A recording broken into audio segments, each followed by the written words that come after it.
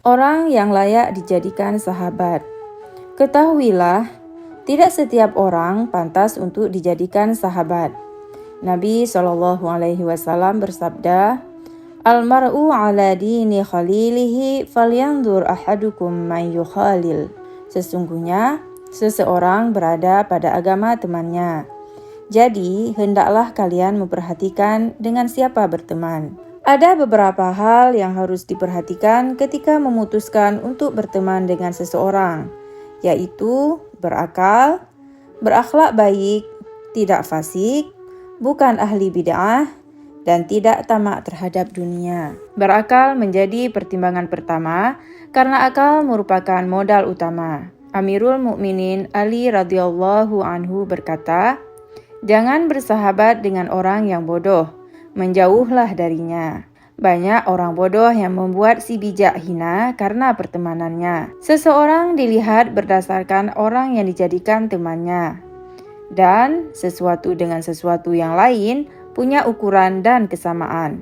Begitupun antara satu hati dan hati yang lain bisa saling membuktikan. Bersahabat dengan orang bodoh akan membahayakan dirimu sendiri meskipun orang itu memberi manfaat kepadamu. Kebodohannya akan mempengaruhi keadaanmu dan merendahkan kedudukanmu. Seorang alim berkata, "Inni la'aminum min aduwin aqil, wa akhafu khillay ya'tarihi junun, fal aqlu fannu wahidum wa tariquh, adri fa arsudu wal jununu funun." Sesungguhnya, aku merasa lebih aman hadapi musuh yang berakal, dan aku lebih khawatir terhadap teman yang diliputi kegilaan. Akal itu hanya satu macam, dan jalannya bisa kukenali, sedangkan ada banyak kegilaan yang tidak bisa dikenali. Karena itulah seseorang berkata, memutus persahabatan dengan orang bodoh merupakan ibadah yang mendekatkan dirimu kepada Allah Subhanahu wa Ta'ala. Sama halnya, persahabatan dengan orang yang fasik pun akan merusak dan membinasakanmu. Maka, putuskanlah persahabatan dengannya. Tidak gunanya bersahabat dengan orang fasik, karena orang yang merasa takut kepada Allah tidak akan terus-terusan melakukan dosa besar. Sedangkan orang yang tidak merasa takut kepada Allah pasti tidak akan segan berbuat kerusakan. Allah Subhanahu wa Ta'ala berfirman, "A'udzu billahi minasyaitonir rajim. Wala tuti' man aghfalna qalbahu an dzikrina wattaba'a hawah." Dan janganlah engkau patuh kepada orang yang hatinya telah kami buat lupa dari zikir kepada kami dan yang selalu mengikuti hawa nafsunya.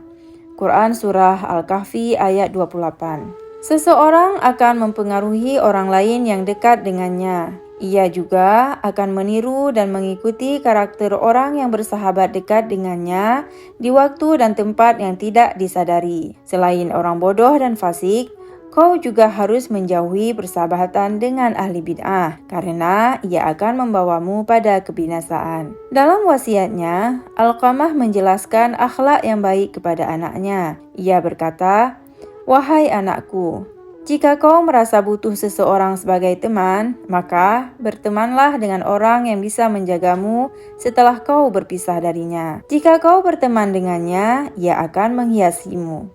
Ketika kau membutuhkan bantuan, ia ada untuk membantumu. Bertemanlah dengan orang yang menjulurkan tangan kepadamu dengan kebaikan ketika kau menjulurkan tanganmu kepadanya. Jika ia melihat satu kebaikan pada dirimu, ia menghitungnya. Dan jika ia melihat satu kejelekan pada dirimu, ia akan menutupinya. Bertemanlah dengan orang yang memberimu ketika kamu meminta kepadanya. Jika kau diam, ia memulai obrolan denganmu.